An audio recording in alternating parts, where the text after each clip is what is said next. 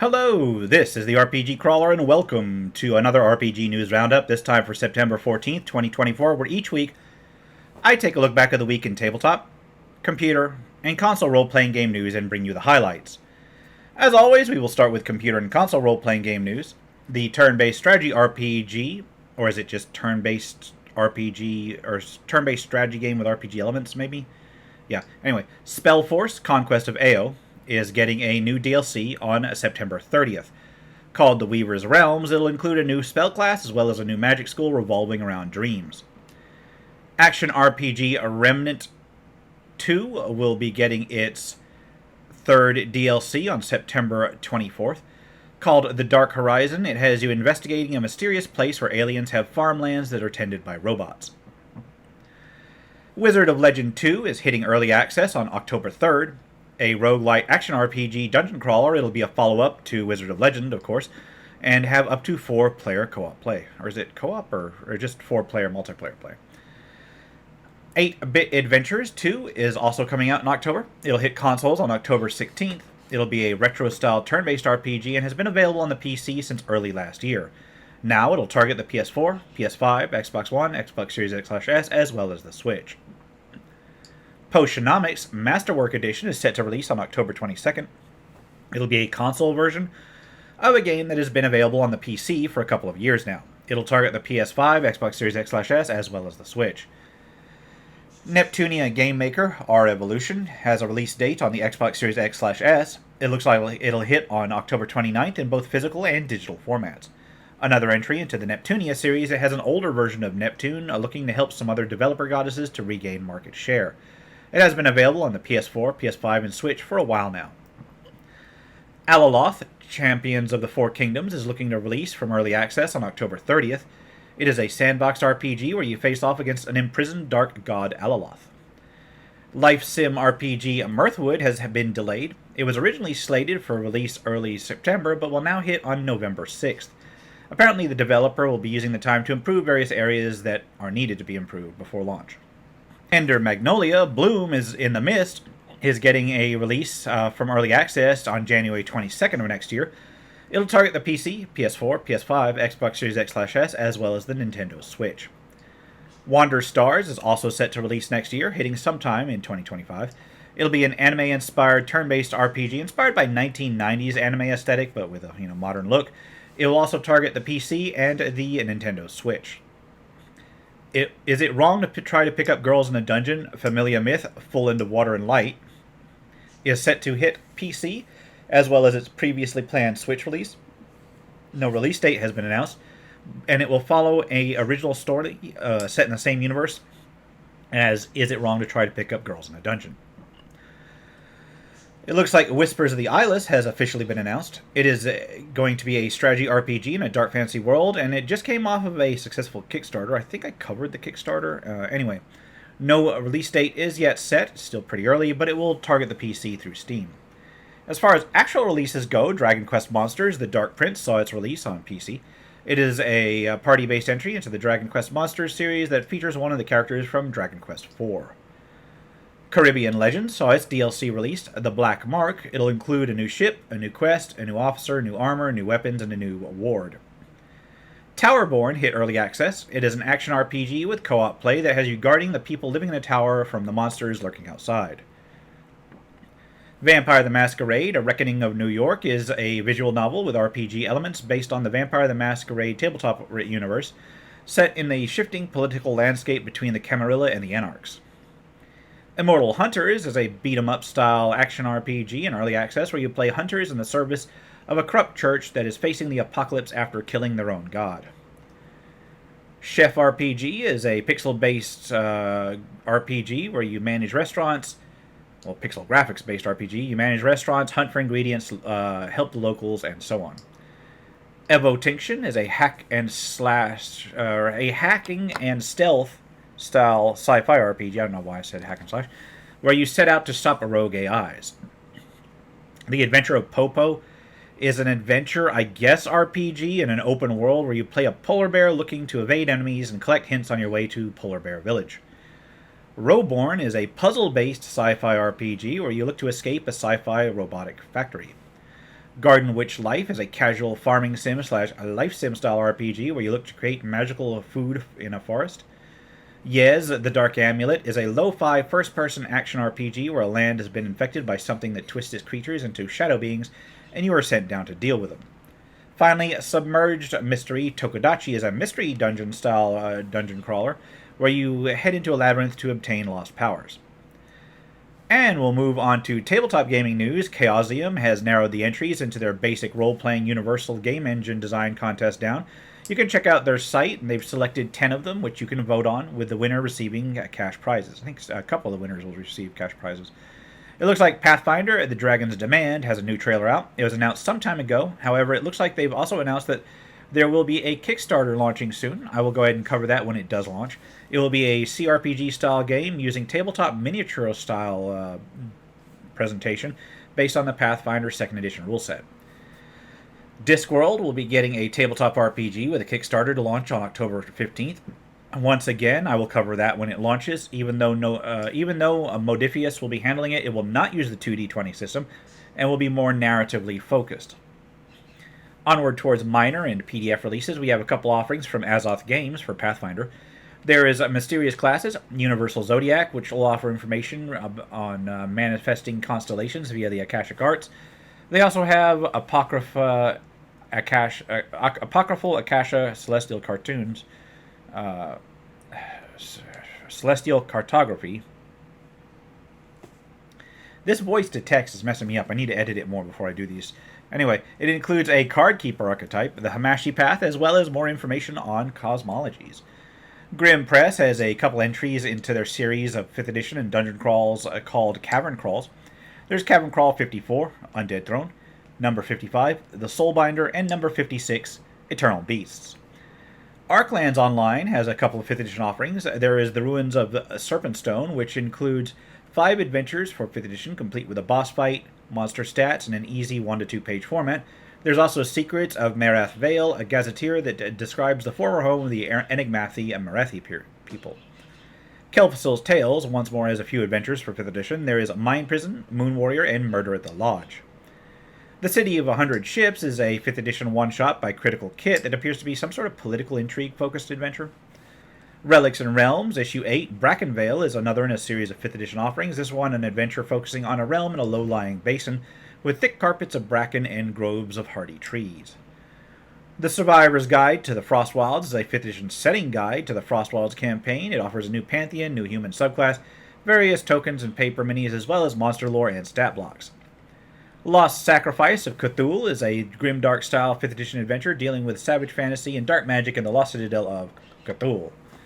The Sinking Keep is a 5th edition one-shot dealing with a fortress in an icy swamp where a wealthy patron is looking for adventurers to recover a relic from it. The Silver Cross is a 5th edition one-shot with a brutal and dark theme set in a ruined village looking for a hidden holy artifact while demons wander around. The Eye of the Dragon is a solo quest for 5th edition, a sort of choose-your-own-path style book. Cult of the Cave Cricket is an adventure dealing with a labyrinth full of mutated insects and is available in both 5th edition and Dungeon Crawl Classics formats. Ramble and Roams, Realms of Wonder is a collection of 5th edition material dealing with the secrets of the Fae and new dimensions shaped by powerful archfae. It includes new subclass, species, spells, different realms, various monsters, and so forth in a light-hearted style.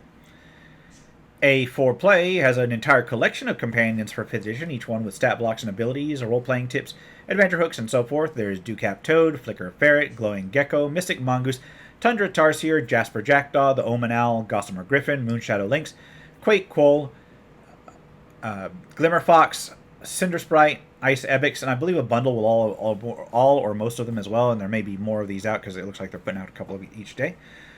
The Cave Giant and Sporefolk Guide is a 5th edition offering featuring various cave giants and sporefolk with lore, stat blocks, a mini-adventure, as well as associated magic items. Media Stream Press has 3 collections, each with over 50 thematic spells for a particular species type. There is a compendium of Orcish spells, a compendium of Dwarven spells, and a compendium of Elvish spells. RPG Gamer once more has a few offerings for 5th edition versions of non-standard genre classics. This time there's a focus on pulp sci-fi with Ray Gun Duelist and Astro Engineer. Pirates of the Goblin River is a DCC RPG adventure where the characters are tracking stolen weapon shipments when they run into danger in a swamp town.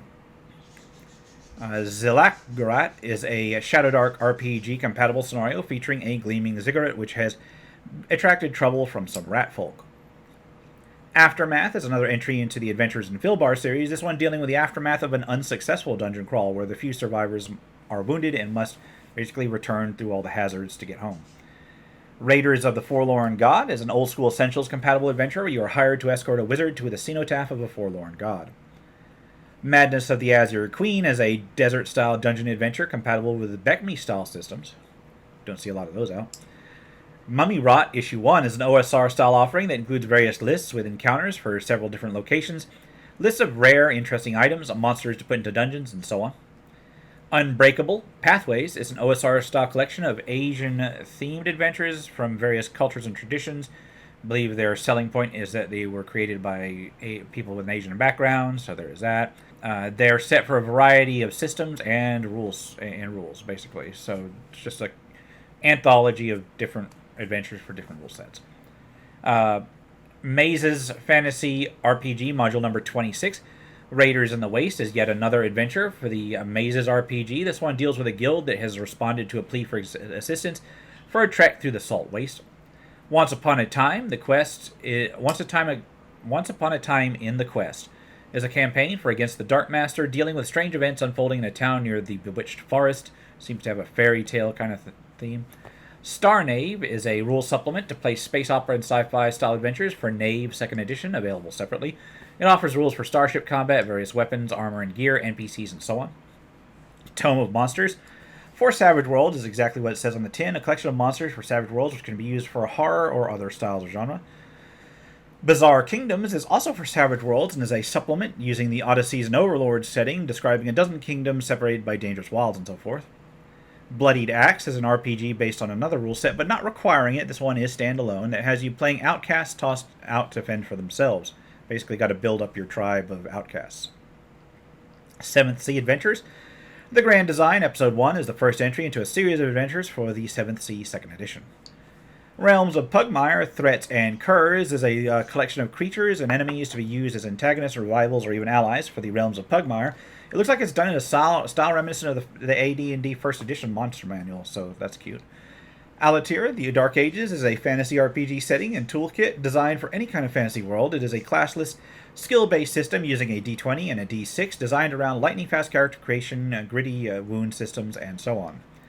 The Grand Tower Hotel is a setting for any 1920s-style campaign in any genre using a system-neutral system to describe characters with various statted-out NPCs, each with their own background within the hotel. The Girls Gone Vampire Cyclopedia is an all-in-one tabletop RPG rule set from Total Party Skills, collecting all the various Girls Gone Vampire core rules, templates, magic items, or magic abilities, monsters, and encounters, and so forth. Gateways into Madness is a basic role-playing game-based system taking place in a dark, twisted universe where you play humans who have reacted strongly to the advanced gene therapy process and developed the ability to travel through an ancient gateway deep in the mountains to face off against things on Cthulhu, on mythos-based worlds. Delta Green, God's Breath, is a scenario playable with Delta Green involving some unnatural genetic experiments on a crop of marijuana. Finally, Pinnacle Entertainment has some offerings for Savage World Adventure Edition, I should mention this earlier, with Savage World's Tales of Science Fiction being a collection of adventures and material for sci-fi-based settings. Science Fiction Companion details the various tools and rules needed to play sci-fi-based settings, and then Science Fiction Archetype Cards offers a variety of archetypes ready to play characters for sci-fi settings.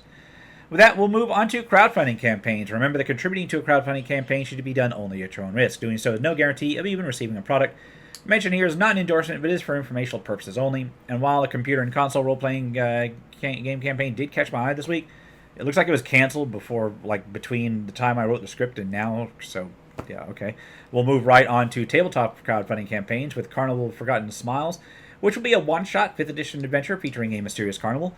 A Hill to Die On will be a 5th edition plus adventure compatible with 5th edition and similar systems. I'm going to have to get used to saying that because there's so many going to be branches with the 2024 rules and the Tales of Valiant and so forth, so and Level Up, so there look like there are people just designing them for all of the above. In this one, you are in a race against time to create various defenses to protect against waves of cultists. And it seems like a tower defense style adventure. All right. Fabled Beginnings has a fiery wish for 5th edition, latest in a series of adventures designed to bring high-level play to low-level parties. This one features the Plane of Fire. A Haunting in the Bailiwick is a 5th edition Halloween-flavored adventure based on Dutch legend and customs. A Clash of Horns will be a 5th edition one-shot where you're intent on breaking a siege that has been placed upon a merchant town. The Eye of the Storm will be a 5th edition short adventure focused around a temple consumed by storms.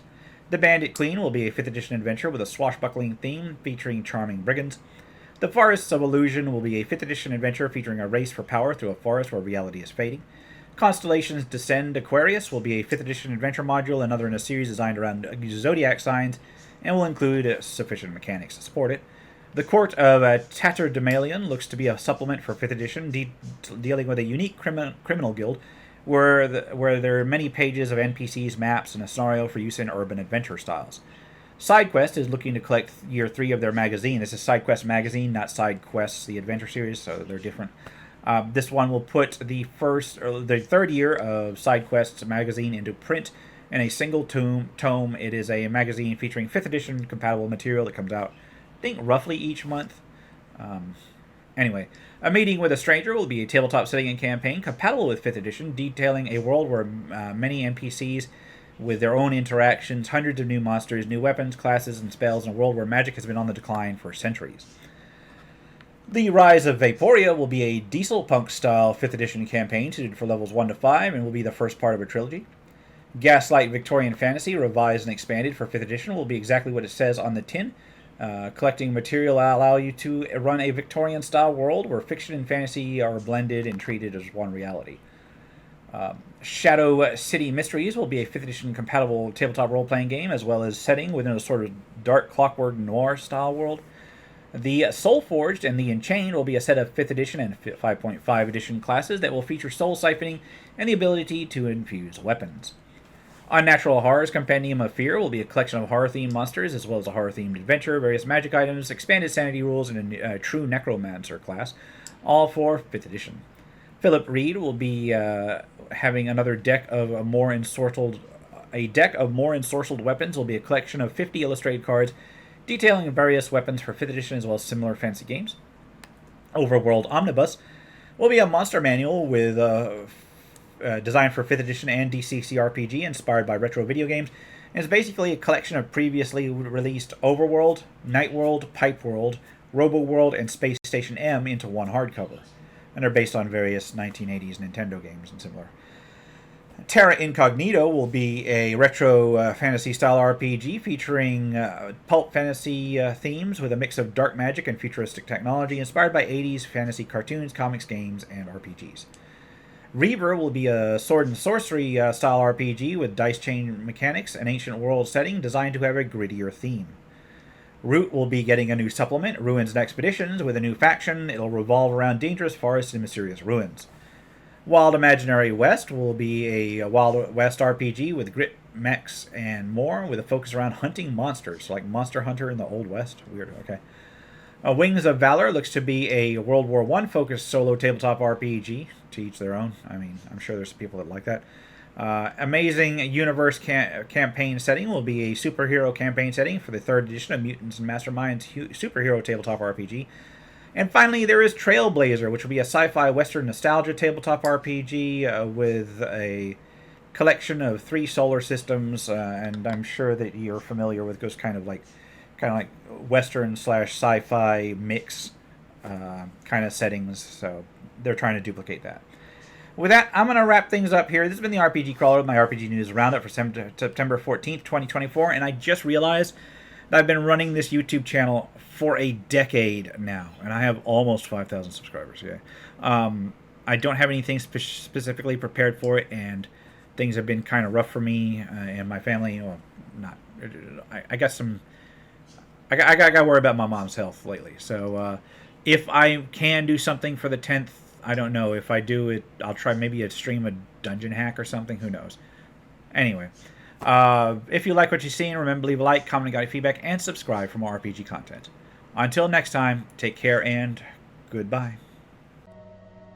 And if you are still watching, I would like to take the opportunity to thank my supporters, the top tiers of which are listed on the screen, without whose support I would not have been able to offer the variety of content that I have on this channel throughout the years. If you're feeling particularly generous and would like to join them, you can support the channel. There are a variety of options to do so. I have a Patreon, a Subscribe Star, as well as channel memberships enabled. If you are not in a position to contribute, simply leaving a like, a comment, or sharing my videos are all wonderful ways to help the channel grow without spending a dime, and are all greatly appreciated.